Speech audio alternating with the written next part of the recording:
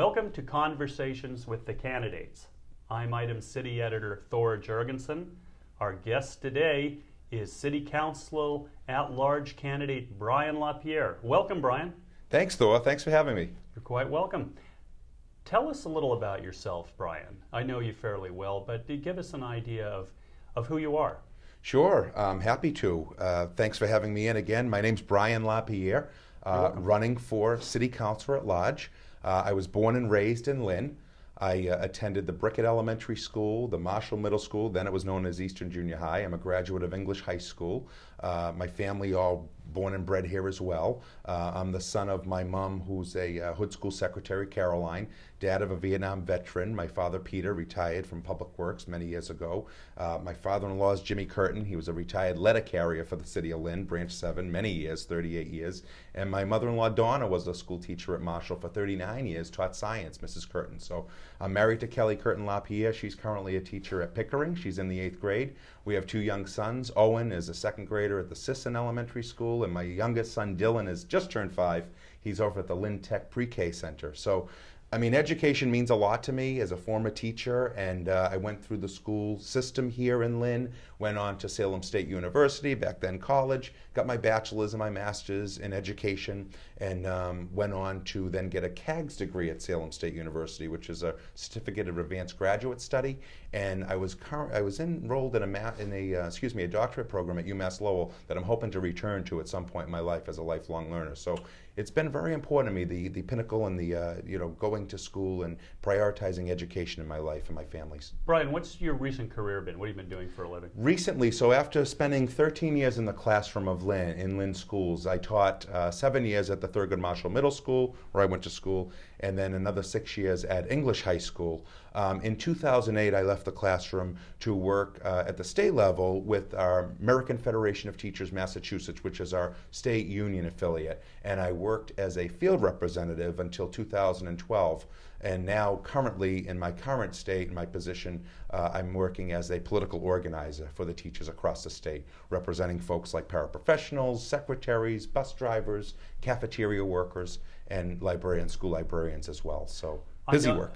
Indeed. I know you as an active person around the city. Describe for the viewers your affiliations, organizations you're a member of and involved in, please. Sure.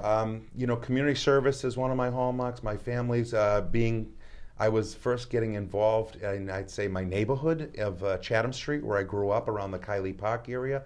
At age 19, I was elected Lynn Shore Little League president. I brought back a struggling Little League, and sort of a neighborhood renaissance was built around that through the Crime Watch initiative. And, that was in the mid-90s, where I was very active and got involved in my community and was able to be a liaison of sorts with the community, with the city, and be an advocate for our neighborhoods. And from there, I worked on many elections and campaigns, and then my community service also entails stints as the Lynn Economic Opportunity on the Board of Directors I've served on Leo. I also was at the Community Development Citizens Advisory Board as a vice chairman from 1992 to 2000. More recently, I've been involved in My Brother's Table and serving my community as a Knights of Columbus up on Linfield Street, the Valley District of 77 Council. We try and do as much as we can across the city, maintaining my family and still finding some time and finding that life, work, family balance that's very difficult right now for a lot of folks. So we're very active. Thank you. I'm going to ask you 4 questions that I think will be of interest to viewers and readers of the Item and itemlive.com. The first one is, and you've covered it fairly thoroughly, of course, is what are your accomplishments? But is that something you'd like to embellish on? Sure, absolutely. So the reason for running, or the reason why we've launched this real campaign that's been going on for quite some time, is Lynn's a huge city, as you know, and there's so many great neighborhoods within Lynn. And what I've tried to do was engage residents across the city in my campaign for Councilor-at-large, and that really entails basic tenets like listening to residents when you talk with them and learn from them what their experiences are. We've got some long-time Lynners here in the city that have been here 50, 60 plus years, own their homes, and want to see the city do well. And then you have some new Lynners that are kind of coming into the city and not knowing how to navigate it as well, or have questions about schools or their neighborhoods or where they can go for services or resources. And I think I've been able to kind of bridge that. As I listen and learn from people, I want to then take that and hopefully lead, as elected on the City Council on November 3rd, as one of those 4 Councilor-at-large. I can put in place what I've been told over the past year, of what I've been really hearing in the neighborhoods. And a lot of what I'm hearing are basic needs, constituent services, whether it's a pothole that hasn't been fixed, whether it's a tree that needs pruning, whether it's a plowing upcoming winter season, coming off of the horrific winters that we had the past winter with all that snowfall. What's the plan going to be for 2016 by way of, and who's going to be there to address their problems and needs and get back to residents timely? What is the biggest issue facing the city of Lynn in your view? I think the biggest issue right now on a macro level, let's say the whole city, is the Save Union Hospital. I really think I've heard across the board and across the city, not just in places like Ward 1, who want services and are paying big tax dollars and want them, but they want a community hospital. They want a hospital down the street as well, and so do the 90,000+ residents. We want to keep Union Hospital thriving and there, and it's going to be a very difficult fight. The Partners conglomerate is just that. They're huge, and I call them the Walmart of the health industry, and we've got to hit them where it hurts, and that's in the pocketbook. But to do that, we need everyone on board, and that's what I'm really focused on. Among that is the nitty-gritty of the neighborhood stuff that I referred to earlier, but the overarching issue is saving Union Hospital.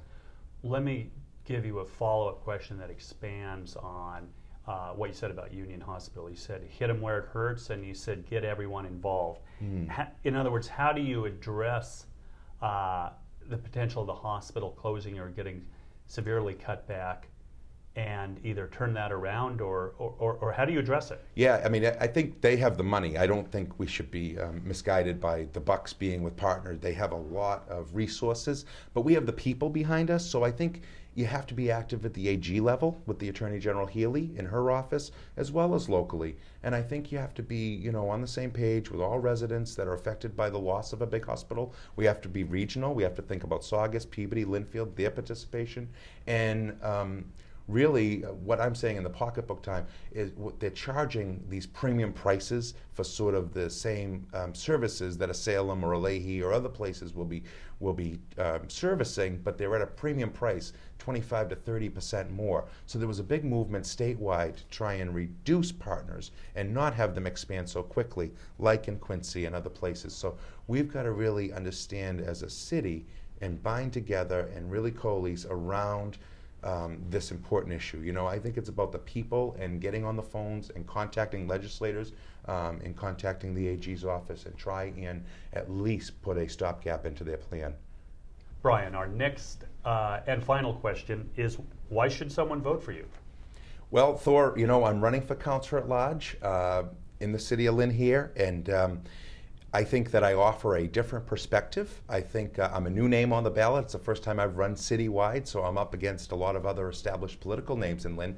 However, I think what we're offering voters and residents in Lynn alike is the way to connect with folks. I've been listening, learning, and leading in the city and speaking with voters.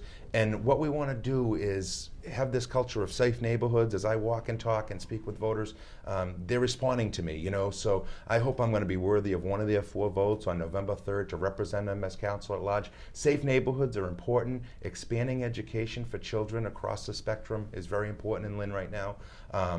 Maintaining businesses that are here and supporting those businesses, along with trying to grow the commercial tax base and helping have new businesses come to Lynn is vitally important as well. So we've been talking about all these issues. And lastly, as we started before, we talk about the commitment to the neighborhoods. And how we can sort of open doors to City Hall and pay attention to the little things and try and respond and be a councilor who's got a laser focus on constituent service, whether it be getting a tree pruned or a sidewalk replaced. Those are the kind of things that I want residents and voters of Lynn to know, that when they call Brian LaPierre, they're going to get a call back very quickly. I'm very accessible through cell phone, through Facebook, through various social media, my email as well. So I'm very happy to respond to the needs of the city of Lynn and its constituents, and I look forward to working with everyone. And I will humbly ask for your support, respectfully ask for one of your 4 votes on Tuesday, November 3rd. Thank you. This has been a conversation with City Councilor-at-large candidate Brian LaPierre. Thank you for reading the Daily Item and itemlive.com. Thank you, Brian. Thank you, Thor.